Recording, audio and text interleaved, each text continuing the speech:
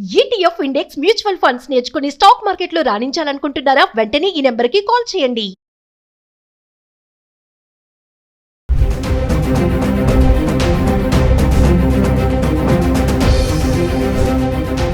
Hi hello నమస్తే, welcome back to Suman TV. ప్రస్తుతం మనతో పాటు ఉన్నారు certified astro business coach Javeria గారు.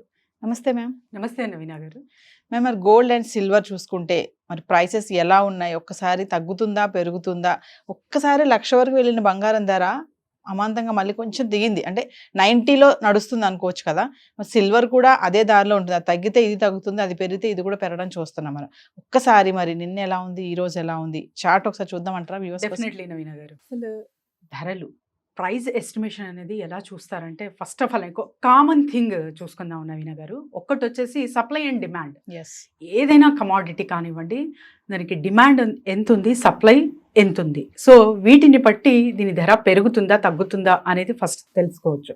అండ్ తర్వాత వచ్చేసి ఇన్ఫ్లేషన్. అండ్ థర్డ్ వన్ వచ్చేసి మనకు చార్ట్ పరంగా, అంటే క్రమేపీ ఒక 10 years నుంచో 5 years నుంచో చూసుకుంటే అసలు ఎందుకు పెరిగింది, ఇంటర్నేషనల్ మార్కెట్ ప్రభావం ఎంత ఉంది. సో దీని ప్రకారంగా మనము ఒక ప్రైస్ అనేది అంచనా వేయగలం అన్నమాట. అంటే ఖచ్చితంగా అని చెప్పలేము, కానీ ఎస్టిమేషన్ అయితే చెప్పగలము. ఇప్పుడు ప్రస్తుతం చూస్తున్నారు, సో చాలా వరకు 30కి నిన్న మీరు అడగడం జరిగింది. సో 20కి కూడా చైనాలో అంటున్నారు కదా, సో 20,000 కూడా దిగుతుందా మేడం అని చెప్పి. లేదు, అంతగా కాదు, కానీ ఇప్పుడు మనకు అంటే చాలా వరకు డాలర్ మీద డిపెండ్ అయి ఉంది కదా ఓవరాల్ గా వరల్డ్. సో డాలర్ ప్రభావం ఎప్పుడైతే చాలా చాలా మనకు మంచిగా ఉంటుందో అప్పుడు గోల్డ్ తగ్గడం అనేది చూస్తాము. అండ్ ట్రంప్ అయితే తన స్టేట్మెంట్స్ కానివ్వండి, తన డెసిషన్స్ కానివ్వండి, దీని వల్ల కూడా అతలాకుతలం అవుతుంది ఇంటర్నేషనల్ మార్కెట్. సో ఎంతగా తగ్గచ్చు అంటే 60 అండ్ అబౌవ్ 60,000 వరకు మనము ఎక్స్పెక్ట్ చేయొచ్చు నవీనా గారు. కానీ మరి పెరగడం ఎంత వరకు పెరగచ్చు అంటే 1,25,000 వరకు కూడా పెరిగే ఛాన్సెస్ ఉన్నాయన్నమాట. కానీ ఖచ్చితంగా పెరుగుతుంది, ఖచ్చితంగా తగ్గుతుంది అనే స్టేట్మెంట్ ఎవ్వరు ఇవ్వరు.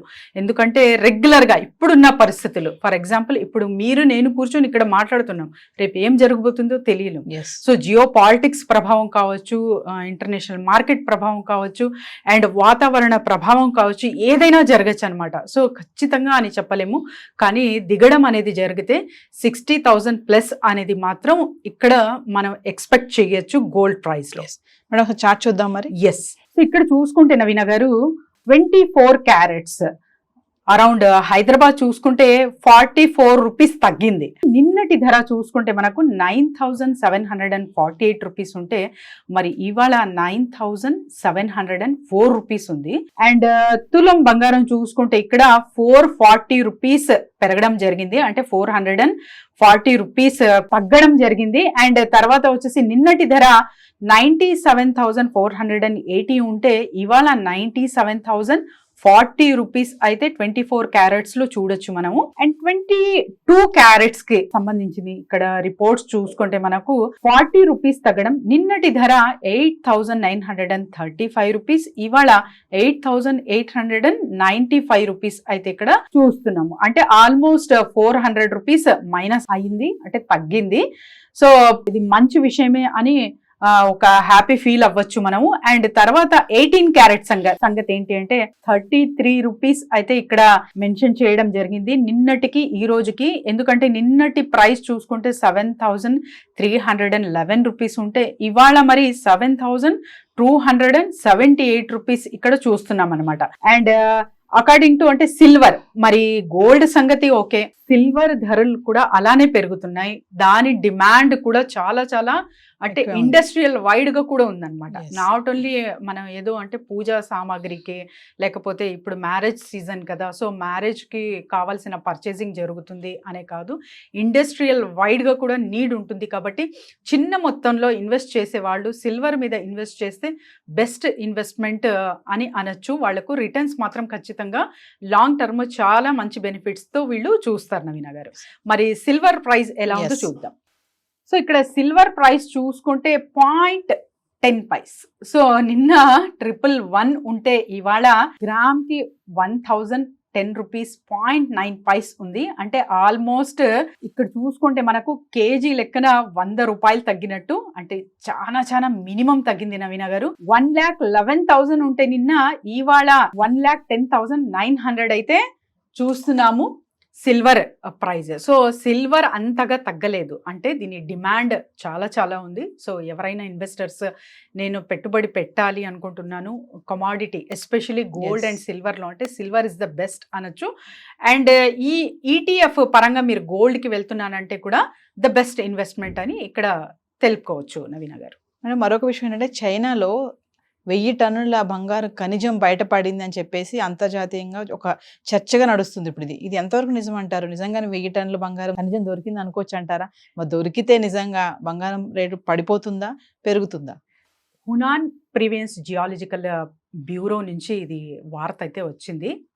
ఆల్మోస్ట్ 1000 టన్నుల బంగారం, అంటే దాని వాల్యూ 7 lakhs crore. అంటే ఒక్కసారి ఆ నంబర్ కూడా మనకు క్యాల్కులేటర్లో రాదు.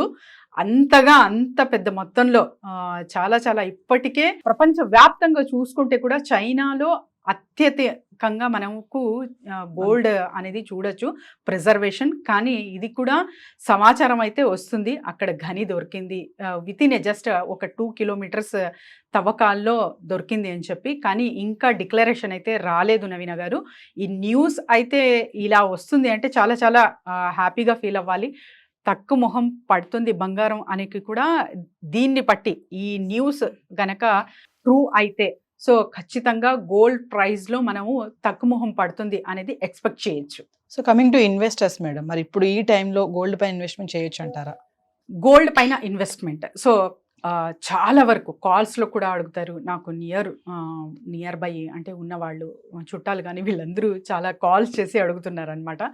ఎవరికైనా కానీ నేను ఒక్కటే సజెస్ట్ చేస్తాను, మీ ఇన్కంలో 10% మీరు గోల్డ్ రేట్కి కేటాయిస్తున్నారు ఫర్ ద ఇన్వెస్ట్మెంట్ అంటే that is the good thing for every month. లేదు నేను ఆర్నమెంట్ రూపంలో వెళ్ళాలనుకుంటున్నాను అంటే నీడ్ని బట్టి వెళ్ళండి. ఇప్పుడు మ్యారేజ్ టైం కాబట్టి మీకు అంటే మీ బ్రదర్ మ్యారేజా లేకపోతే నియర్ బై మీ ఇంట్లోనే మ్యారేజా అంటే ఏదైనా ఒక నగ కొనాలని ముందు నుంచి ప్లాన్ వేశాను, ఆ స్కీమ్ కట్టాను అంటే ఖచ్చితంగా కొనుగోలు చేసుకోవచ్చు 1 or 2 things. కానీ ఉన్న మొత్తంలో నేను ఆర్నమెంట్కే పెడతాను అంటే that is the wrong suggestion అంటాను నేను. సో ఎవరైతే ఇన్వెస్ట్మెంట్ లాంగ్ రన్గా అది కూడా 10% కేటాయిస్తున్నానంటే that is the best investment అని సజెస్ట్ చేయొచ్చు నవీన గారు. సో జవేరి గారు, మిమ్మల్ని కాంటాక్ట్ చేయాలంటే ఏమైనా డౌట్స్ ఉంటే ఇన్వెస్ట్మెంట్ పరంగా కానీ ఎలా అంటారు?